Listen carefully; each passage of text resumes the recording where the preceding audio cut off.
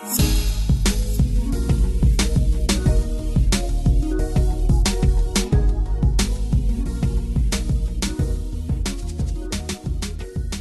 up, everyone? You're listening to the Grepcast from TSP LLC, bringing you a weekly look into the world of technology and technology-adjacent ephemera. My name is Adam Fisk, and today we are joined by Kelly Ford. Hello. And fan favorite, Michael O. Oh, fan favorite. Hello. Sure. We got I a few fan favorite. I think we all have our respective fan favorite givers. Respective fan. The respective that is fans. True. So we'll keep it moving around. You know what? Next week is Kelly. In 3 weeks it'll be me. Star of the week. Exactly. Maybe it loses a little bit of effect since there are only 3 of us, but you know what? Take what you can get. That's right. Sure. So speaking of fan favorites, we are back starting again with our fan favorite topic, Amazon.com. Ooh. So this is actually a really cool article. Again, I say that a lot, but we are only picking cool articles these days. That is our MO. No stinkers. This is coming from Vox.com, written by Jason Del Rey. The article is titled "The Making of Amazon Prime, the Internet's Most Successful and Devastating Membership Program." So I don't remember the day that I signed up for Amazon Prime, but I also don't remember the day that I didn't have Amazon Prime. There was Yeah. BAP That says a lot. and AAP before Amazon Prime and after Amazon Prime. Because reading this article, I was like, wow, this is like the way back machine. Right. You know? And then I'm like, oh, I definitely remember when. I mean, mine was Sarah. She, I feel like I got Amazon Prime as a wedding present. Yeah. Yeah, I mean, I think, so for a while, I completely resisted Prime. So I was like ordering from Amazon, and I was like, this regular annual fee thing, there's no way I'm going to pay this because, they're just trying to get me hooked in on Amazon. And I was like Amazon is going to like change the world in a bad way.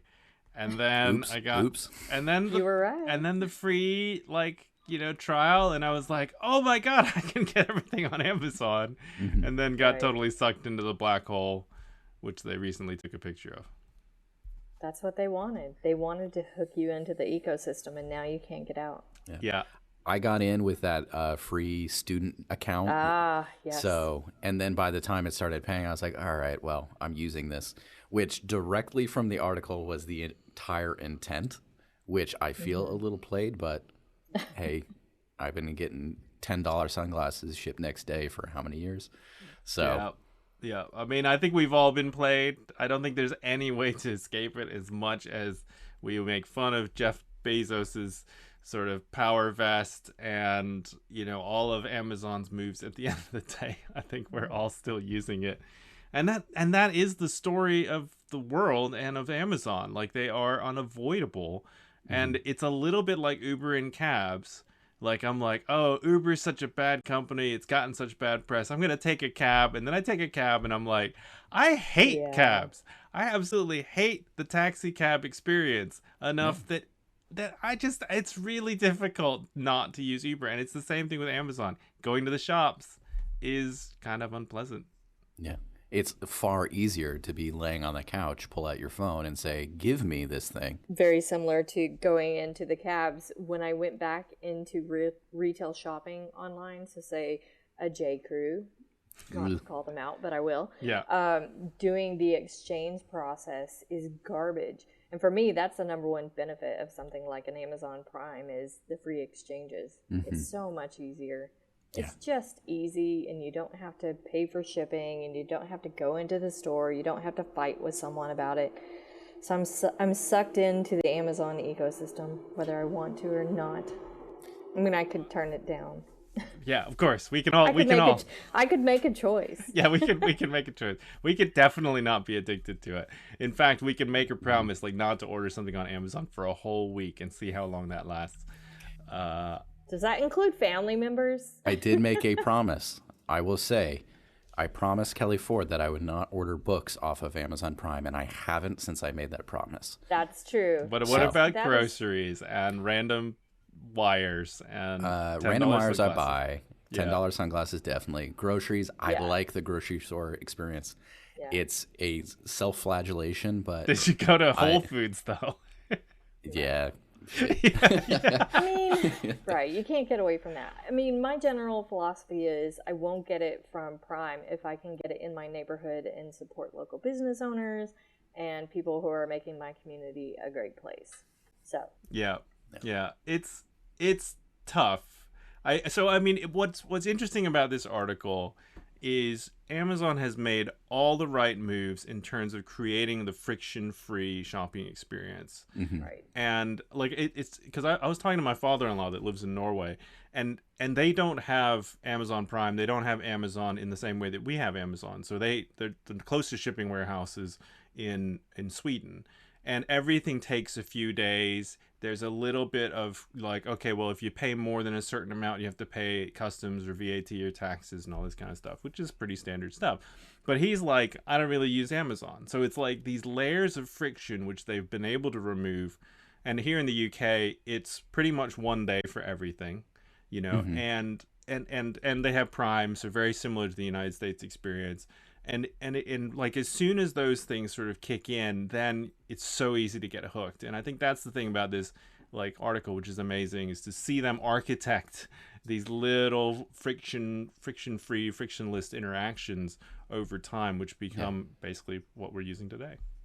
The really nice thing about this article is it's a lot of quotes from people who were working to develop these systems. It's not the writer in this case going and making kind of assumptions or pulling off of things. No, it is their words. It's an oral history, which is really fascinating.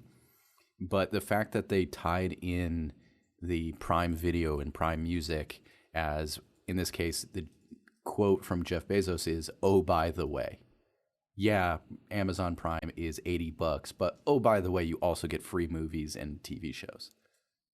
Which, to our conversations about Apple, yeah, services, that's the way you go. Yeah. Yeah, and it's, I mean, the economics of the content stuff is kind of the interesting question, which is nowadays. Like, so Bezos says, like, it doesn't matter if it's crap, people will still come for the TV and movies. But clearly Amazon has invested hugely in not making the content crap. And I mean, they're competing with Netflix and all that kind of stuff, you know. So the big news here in the UK a few years ago was when they took all the Top Gear guys after the Top Gear guys were all fired from the BBC, and then they paid for the Grand Tour, which is still going, but is crap compared to the original Top Gear, or at least that's kind of what everyone says. So like, you know, there's clearly lots of money being spent in content. So they've gone beyond this, like, okay, it can be crap. They're like, well, it needs to not be crap. And we'll spend millions of dollars to make it not crap. But, you know, has that worked out for them? I don't know. Well, it's like they were able to, Netflix and Amazon have the quote unquote crap because it was at a different time period. It was before we were all so connected. So I don't know that would work so well anymore. I mean, look at what we talk about with the bikes and how the startup culture and everything's like glut the market, and then there's a huge bust. So I don't know if it would work right now, but I do believe that Amazon's and Netflix's investments in their original content is definitely paying off. Yeah. And I think it's the fact that, A, people are still paying for it, and they're still watching it.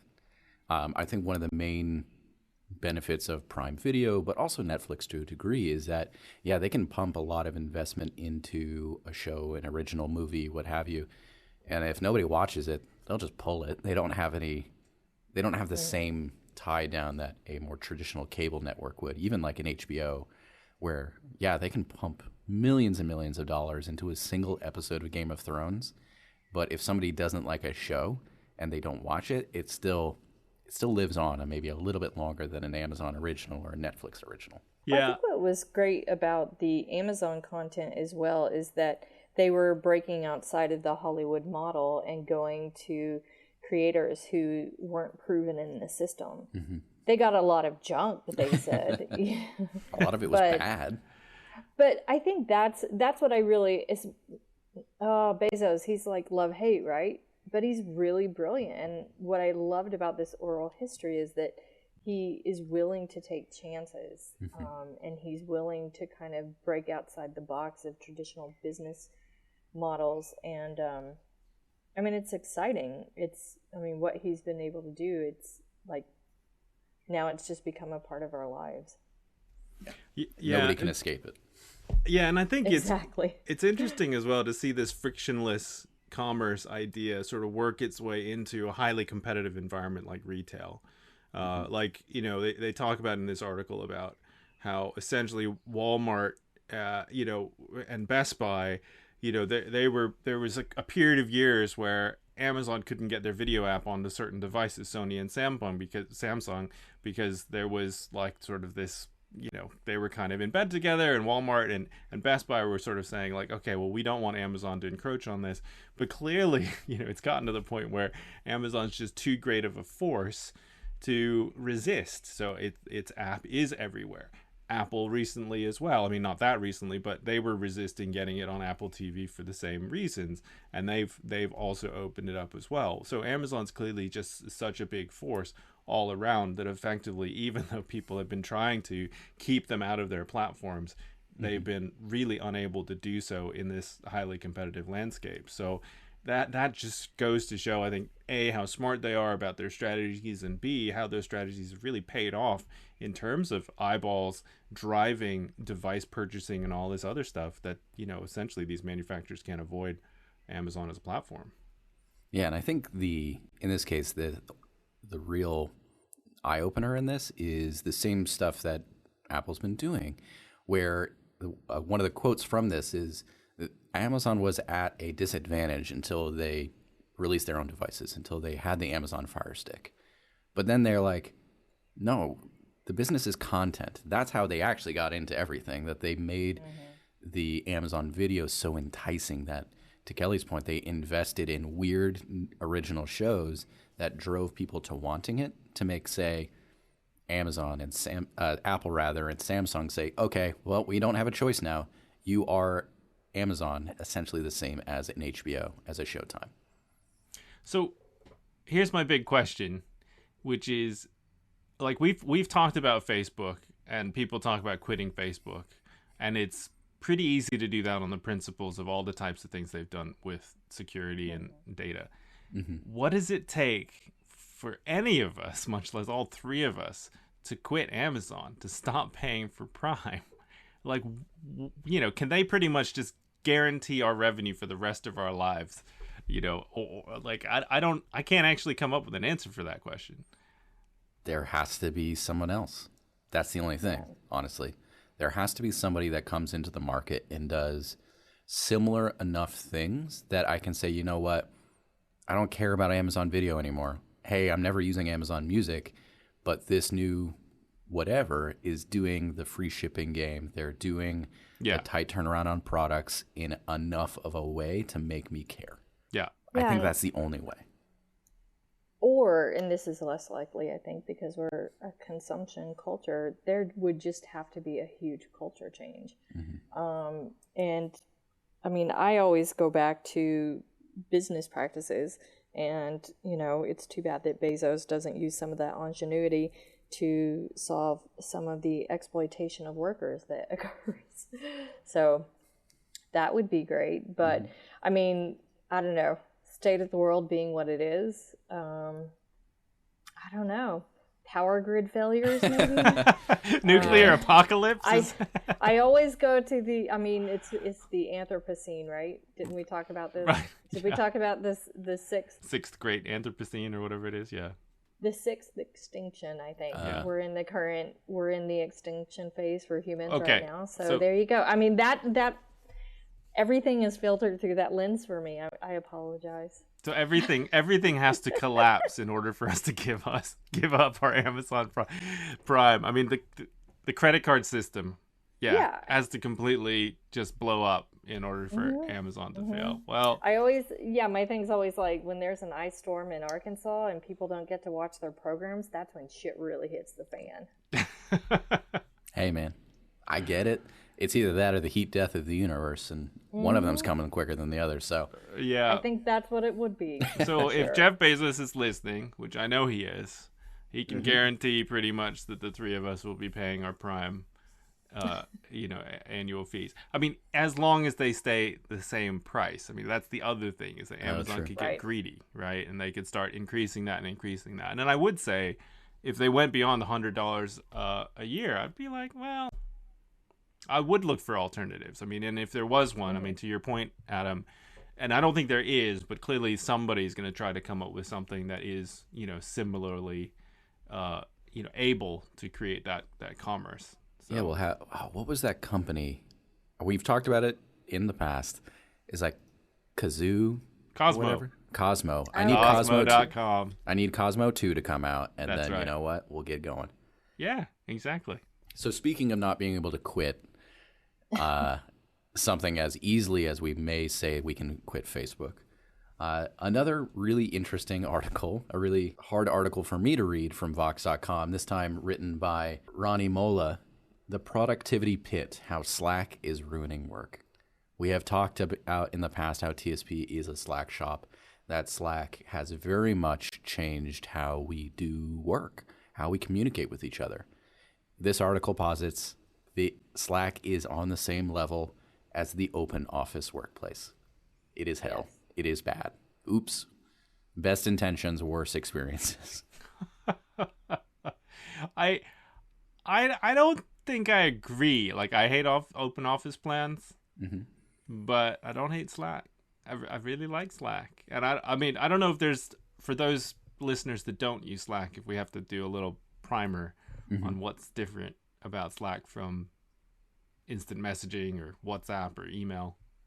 Yeah, Slack, I guess at its most basic, is a private ecosystem. It is a chat, messaging, file sharing, kind of everything. It is the Amazon of communication productivity systems in that it is company driven. It is work focused. It's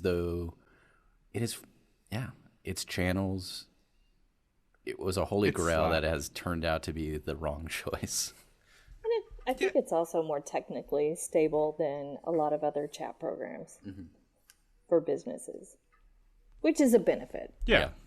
It doesn't go out as much, though we'll get to the outages. Yeah, we'll get into that. But I think the biggest boon is that you can use it for free. You can start up your own Slack, I think they call it workspace, for free.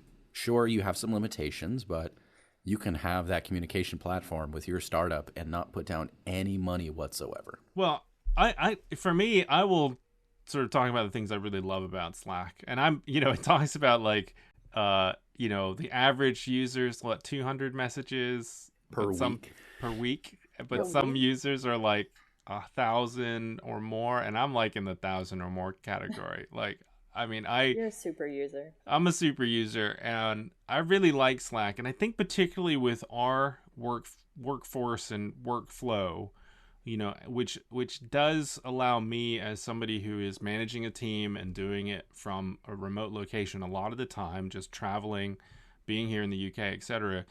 It is really essential for me to kind of get the vibe of what's going on. It's not just direct communications or, the channels thing allows me to sort of see a lot of activity, a lot of discussion, a lot of collaboration that's happening. We internally at TSP, if there's a ticket that needs work on, by more than one person, a lot of the time it lands in Slack. Sometimes they turn around physically and ask somebody, but, especially if we're dealing with teams and people that are off site and all that kind of stuff, it lands there. So, I mean, there's so much positive I feel about it that I have a hard time, like, really kind of leaning into the premise of this article, but I can kind of see their point. You something gets used too much, and particularly when you have a larger organization, I think that's where it can fall down. Yeah, we're a much smaller shop, so we're not going to feel the effects the same way that many others will. Yeah. So how this article begins is discussing the barren wasteland that Slack was born out of, where email was too much. Everybody was getting inundated with spam, with lengthy requests. So they wanted to go to the oasis of kind of that more instant messaging style. And that's where Slack was born out of it. But one of these things, especially on the heels of them talking about power users sending more than 1,000 messages per day as being, quote, not an exception, which A, is crazy. That's nuts. And we'll talk into TSP's stats in a few minutes, but they said, quote, ironically for some, email has now become the place for well thought out communications, while workplace software has been inundated by thoughtless meme and emoji sharing, which I cannot say is not a TSP predicament at some times, but I will say it is easier that we are not 1,000 people in a single channel. Yeah. It is strange how it has flipped to email being the well thought out place for communication. Yeah. That's the place you're going when you're like, you know what, I'm going to spend 10 minutes writing this so it is easy to read, it is understandable, whereas Slack is the garbled up, typo-ridden mess of quick communication. And it's the place where we put our email drafts, where we want to get the, hey, is this real? Cool? Do I sound like an asshole? We actually use Slack quite a bit for the sanity checks on emails. Oh, yeah. Yeah, I do like. Just for the fact that Slack has made email better, which email still is an essential communication channel, right? No matter how much people say the death of email, the fact is, when you're filling out a form, people are still asking you for your email address, and it's still what you put publicly on business cards and all that kind of stuff. And yeah, if you're cool, then you put on some Twitter handle or some WhatsApp garbage stuff. But yeah, I mean, email's still like the sort of lowest common denominator, and it has made email more effective and higher signal, lower noise, but the noise has shifted off to Slack. And I think in that sense, yes, Slack is a negative in terms of being a place where that noise goes, especially for larger companies, but that noise would go somewhere. I mean, whatever tool, right? It's like, that's just the name of the game. Yeah, I think it comes down to figuring out which tool to use for your business. Because my biggest issue with Slack is that it's misused. So it creates urgency where there is none. So because we keep things, so for example, at TSP, we use teamwork.com for project management. And we have a task system there, and it has start dates and end dates. So if your task is there, there's not really any urgency. It's just, hey, here are your tasks. But then I start to get tasks via Slack, and I'm like, there's no urgency, guys. we don't have to look at this. We don't have to think about this because it already exists in another system, and it flows through our email. So please stop doing this. So it drives me a little bit crazy because I feel like you have to really train people on which communication tool is best for what. Because if it's Slack, there is that urgency, that pinging, kind of like a text. So it's kind of hard to dismiss if you're not mindful about it. Whereas email, I think of that as, you can take your time with that unless it's a client. So even within there, it's like there's my external expectations for various communication tools, and then there's my internal expectation. Like if it's an internal email, I think I don't have to focus on this right now. There's some time here. But if a Slack message comes up in a project channel, I'm like, oh God, I might miss something. I might miss a task because people are using that instead of this. So it's a little bit frustrating for a project manager.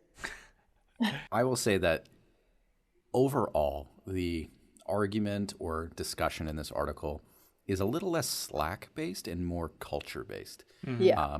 And I don't say that in like capital C culture. I think it's more personal. It is your workspace culture. So one of the best points in this article, it talks about just distraction and how even good communication breaks everything.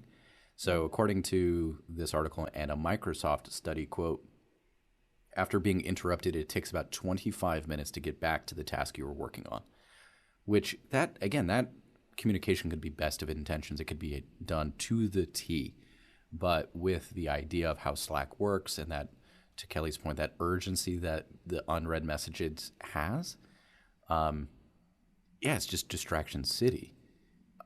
I will say the one good thing that TSP has done, and we have attempted to bring to some of our clients when they come to us on, hey, we want to use Slack. How is the best way we should use Slack? Is setting those ground rules and how Slack is going to be used and what communication should look like, especially when those messages come outside of the normal 9 to 5, Monday through Friday. Yeah. Right. Yeah, and I think what it comes down to, in terms of anyone who's running a business and how to approach these tools, is that you have to approach them with with some intent, with some planning and some strategy. You have to understand what the tool does, but that's less important, I think, than sort of understanding how it's going to be used and trying to set some of those ground rules. And for us, as a small organization, if you look at Teamwork, our project management system, Slack, and you look at email and the interaction between this, it's pretty easy to do that sort of structural work retroactively. Like, I'd say we're fair at setting expectations with the team on how you should use these things.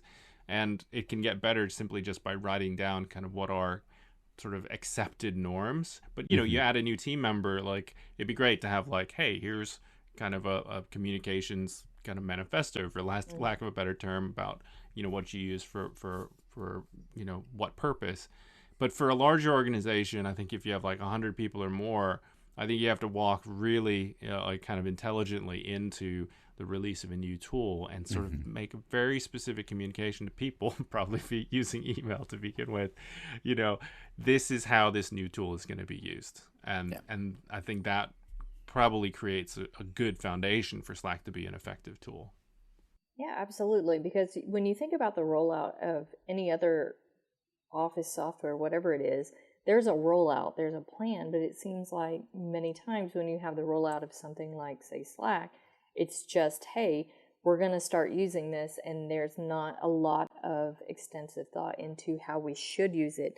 So one of my favorite quotes from this article was from Sarah Peck, the founder of Startup Pregnant, and she said, "We don't have a technology problem, we have a boundary problem." And I think we get into the usage of the tool, such as you can go here and do this, and here's how you should do a hashtag, but we don't talk about those boundaries for work-life balance, because something in the article that I saw that struck me was that a lot of remote workers thinking that they have to do even more slacking when they're home, which is hilarious, right? They're doing more slacking from home to prove that they're actually working.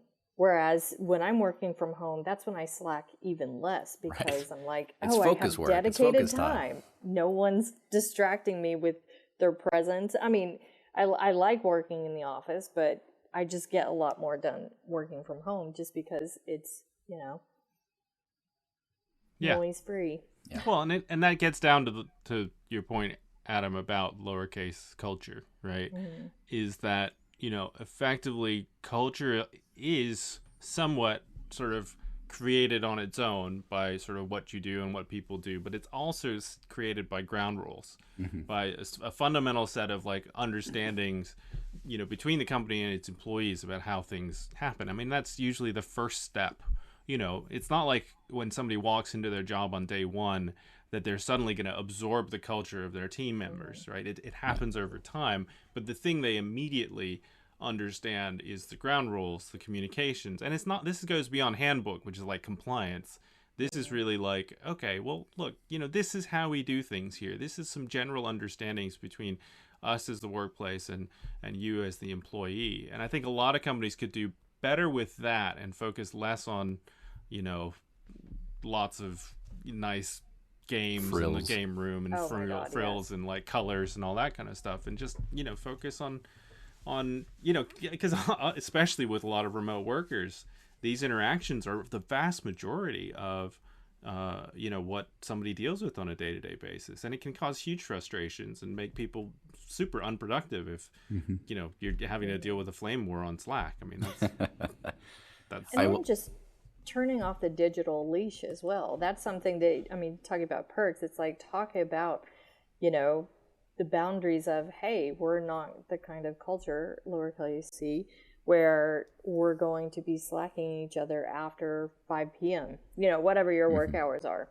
But just that expectation of, you don't have to be on the clock all the time. Right. I'd much rather hear about that. Yeah. I will say that I'm going to make a statement that maybe people don't agree with, but especially when it comes to project management. Hey now. Rollouts, especially around communication systems, never finish. You're never done with your rollout.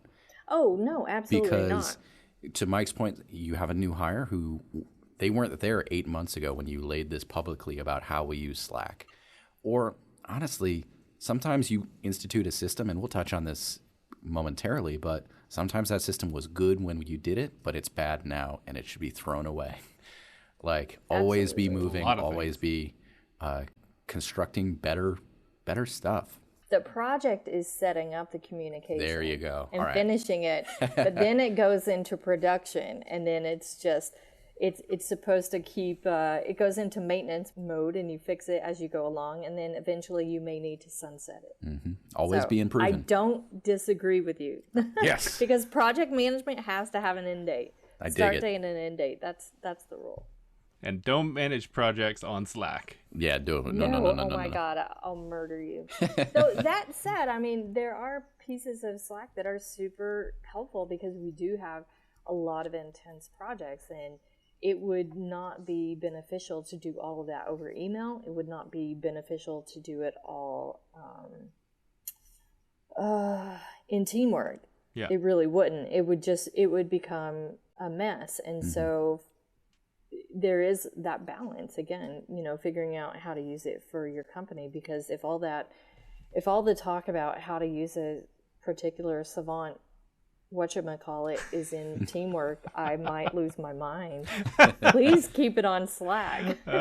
It's bad enough that we just go off about that stuff in meetings. I know. Yeah. But what I love is when it's in a thread as can opposed tune to out. just a message after message after message. So to put our numbers out there, because transparency is key with everything, I pulled our report. One of the nice things about Slack is you do get weekly reports on how you are using the tool.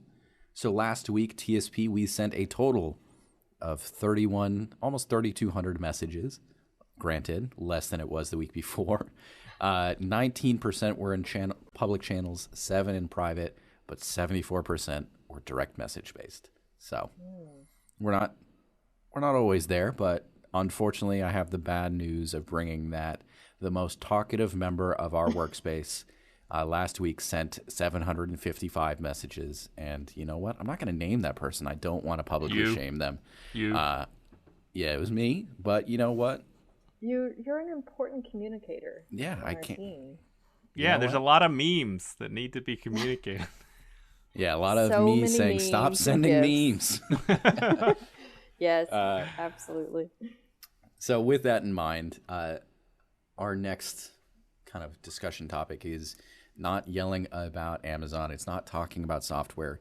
It is truly technology adjacent in this case. This is a Medium article written by August Birch, the 5 hidden cognitive biases that keep us from our best creative work. I think there are some definite items in here that you can take to anything you're doing. So it's very much creative based. This is written by an author. So it definitely takes kind of a writing bend to it. But even from like our work, there are so many things in here that I like pulled out and be like, oh, yep, that. We need to be careful of this. To me, like the parts of this that I really thought were useful, it's like you said, it's written by a writer, but it applies so much to management and managing people. Yeah. Because I think when you talk about good managers and bad managers, even if you're just somebody that's worked for them, like you can look at a lot of these sort of biases and you can see big mistakes being made or having been made in work life, based on a lot of these things, because they're sort of, if you're a manager having to make a big decision between, A that costs $100,000, B that costs $150,000, a lot of these things, kind of come into this, the sunk cost fallacy, the idea that like, okay, well, we're going to keep spending money on something bad in order to make it better and get it back to where it should be instead of just giving up. I mean, that's something that I'm sure people have seen time and time again in companies all over. Yeah, being an author and a tech person. So, I mean, I work in tech. No, you are a tech person. Yeah. All right, I I'm bestow tech that on you. adjacent. All right. So a lot of this rang true for me being an author and someone in tech. But specifically, the thing that stood out to me from the tech world is the idea of overconfidence bias. And Mike, you kind of started to get into this, but what I've seen just having worked in so many places, because I have a long work history. I was also freelance, so that counts for a lot of it. And I also don't want to be poor, so I've had mostly 2 jobs most of my life. But the overconfidence bias, and seen this most in middle management. And, you know, especially in the tech world with a lot of development directors where it's just their way is the way and they just refuse to let go. And they, not even a delegation thing. They're happy delegating, but it's just their way. They're going to delegate their way to someone else. And so one of the best managers I've ever had, Paul Williams, he said, I don't know all the answers. That's why I hired all of you. And I really love that. And I've always really kept that in my mind. He was a great mentor to me because he was really good at recruiting the right people and also organizing smart people to reach goals. But another thing that really stood out to me with this one was the idea of narrative fallacy.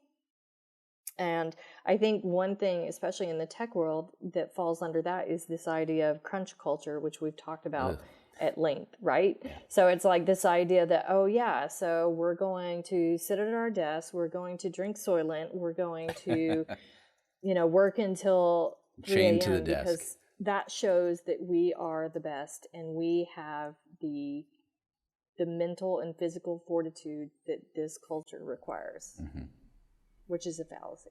Yeah. I really like it. And actually, I'll give my plug a little bit early.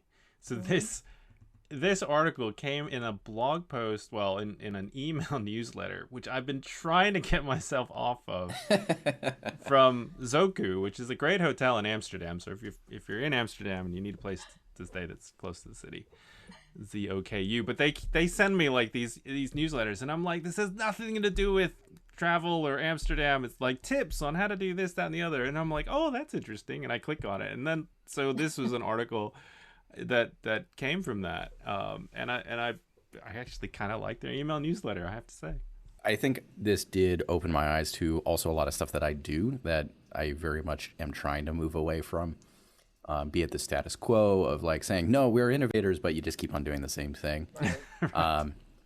If anything, it has strengthened my 2019 workplace mantra, which is, if it's a bad system, let's burn it down and build something new. Like, I like it. Out of all these things, be it the overconfidence of being like, no, we're the best thing, we can only do right stuff, which is garbage. Like, reach out to your peers, reach out to everybody. That's how you grow. But also, yeah, everybody likes being comfortable. Like, change is bad because change is change. It's hard. But I think if nothing more, this really opens eyes to not only our professional but our personal lives of how we can just kind of keep on moving and not be stuck in the mud, as much as the world around us may want us really punched in there. But yeah, and I like his opening, which basically said our minds are wired to sabotage our success. So it isn't just the world that wants to put us down. It's kind of our own. Yeah, it's ourselves, right? And I think there is a certain awareness of like, well, one needs to be conscious of these things as a manager, as a writer, as somebody that's a part of a team that's working with others, in order to, be able to basically adapt and react to that as soon as something like this, as your narrative bias, comes up, any of these things, that you immediately can dampen that, take a step back and say, hey, let me listen to others. Let me see what their story is. Let me see what logical reasons there are to actually keep a system, move forward with something that's stupid, all of those things, and try to check yourself, which I think as resolutions go, that's a pretty good one. So with that uplifting piece, that is the time that we have on our... I loved it. No, it's like, it was... I did find it uplifting. Oh, it was hard. It was a hard look in the mirror sometimes for me. It wasn't a long article, but it Right. There was like, oh man, I just did that yesterday. Shit. I'm so used to trashing my work as an author that this felt really good. I was like, mirror, look at self. Hey, no negative self-talk. We talked about it. But that is the time that we have on the podcast this week. If you want to keep up with what we're doing, check out our website, tsp.me and tsp.space. And you always got Instagram. You can find us over there at TSP LLC. We're bringing some new stuff there. So we posted a teaser shot the other day. So check that out. But in terms of plugs, what do we got this week, Kelly? Well, speaking of the Wayback Machine and Amazon, I was reminded of a book I read. It came out in 2000, but it's called Why We Buy: The Science of Shopping by Paco Underhill. And it was way before internet shopping. But I just remember reading that and just being amazed by the psychology behind it. So it was really a fascinating read, though many people are like, well, it's mainly just an endorsement for his company, but that's fine. I still found something interesting out of it. So hey, sometimes self-promotion is necessary. Use what you got. Use what you got. Exactly. Come on. I mean, we got to do that. Yeah, absolutely. Maybe record a podcast once a week. Whatever. Hey. Right on. How about you, Mike? Well, I did give an early plug, but I will also plug the Taiwanese man who reportedly swallowed his AirPod. Oh, yeah, that was gross. And then was able to recover it naturally without surgery, and it still worked. And weirdly, it worked when it was in his stomach. Yeah. So magic.